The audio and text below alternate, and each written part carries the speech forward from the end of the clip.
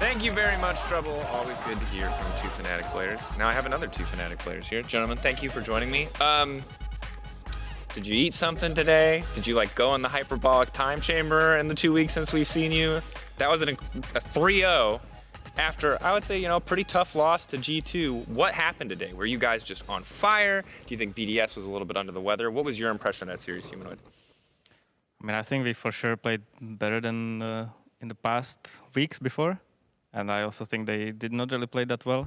So I guess it's kind of both of these things. And we really worked on being able to finish the game, which we did pretty well today. So, yeah.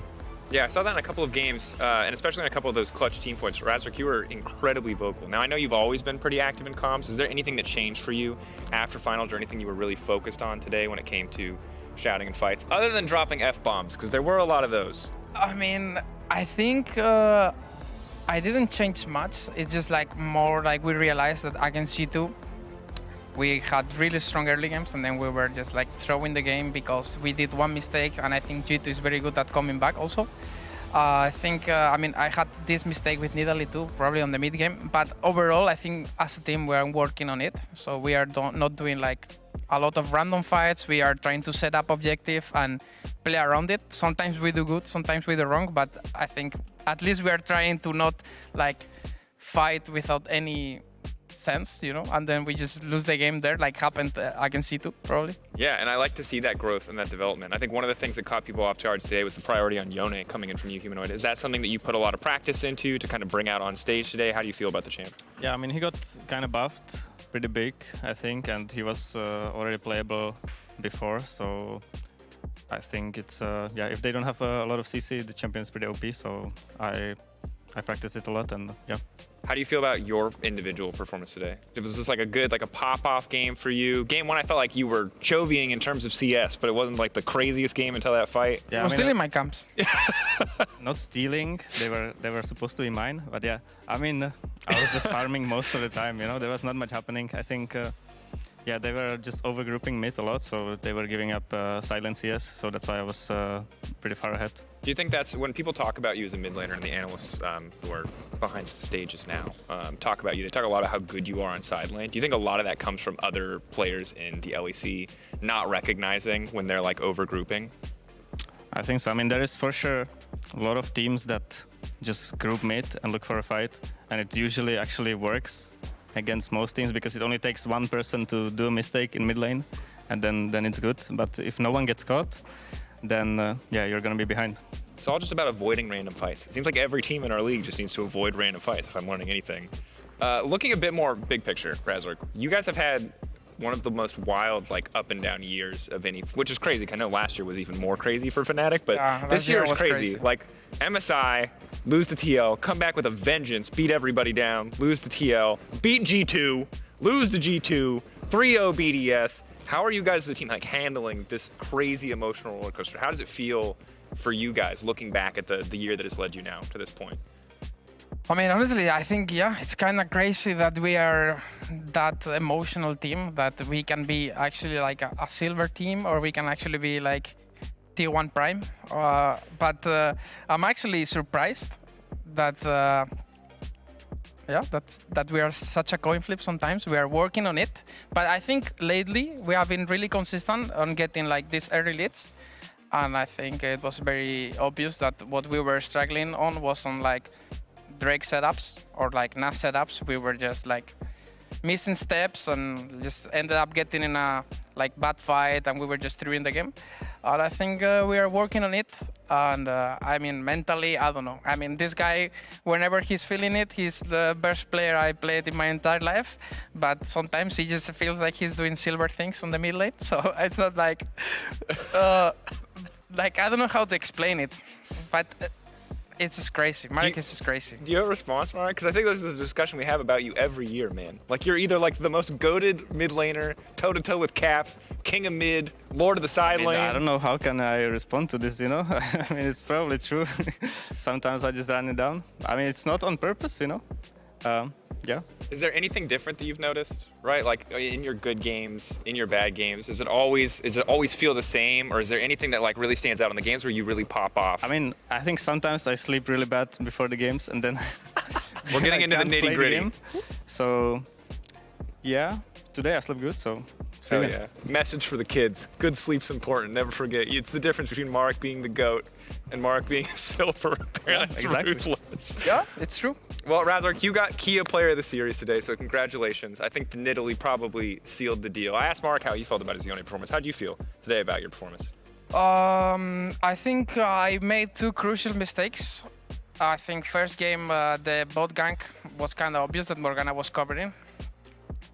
Otherwise, I think I played good that game. The Brand game, I think I got carried. And the Nidalee game, I think I played pretty good. I think I kind of trolled on the mid lane. I got too excited because I was like smurfing, missing, hitting every spear and stuff. I thought I was gonna like have aimbot on my Q, but that one didn't connect, and yeah, it was a bit throw. But I mean, I don't know if I deserve the Kia Player of the game, but I actually really don't care who gets it. You know, You got it. I mean, I got it. I think no, I actually played pretty good too. I think Marek played pretty good too. Yeah, is there anyone else? Is there anyone that you feel like on your team who doesn't really get enough credit when you guys are winning? Obviously, I think it's always going to go to the player who's like the flashiest. Yeah, I mean, Oscar does the dirty work with the tanks. So. The MVP always goes to the guy that like does something good in a team fight, I think, in the winning team fight or something. So, yeah, but there's a lot of stuff that's happening in between that is, not seen. So, yeah, but it's kind of hard to judge from fans. I mean, I don't know who's actually giving the Kia Player of the game. I don't know if it's fans. Yeah, are the fans, but I think fans. it's because they remembered the last game, right? And I played really good the Nidalee game, so the voters are like a bit biased because they're like, Yes. oh, he just played really good on Nidalee, like but that. he just If ran it was a down best with of Brand, 3, you know? Noah would have got it for the MF Baron steal, probably. I'm not going to lie to you. Yeah, That was for probably, sure. yeah. Are you still blown away? I don't want to spend too much time here. We have a bracket to take a look at here momentarily, but the last question about kind of this series in general before we look ahead.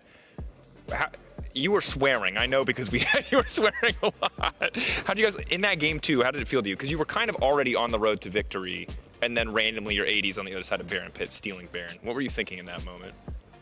I mean, I was just thinking, to be honest, that we are gonna win the fight, kind of no matter what, I think. So the Baron steal was just, an extra. So, yeah, I mean, I didn't even notice it while I was fighting. I just noticed it after, and yeah, I'm like, okay, nice. I guess we win. I have to say it was pretty unlucky though. I saw the HP and it was like 1,203 HP, and the smite is 1.2, so it was like 3 HP, and then the ulti of MF took it. I don't think she smited bad.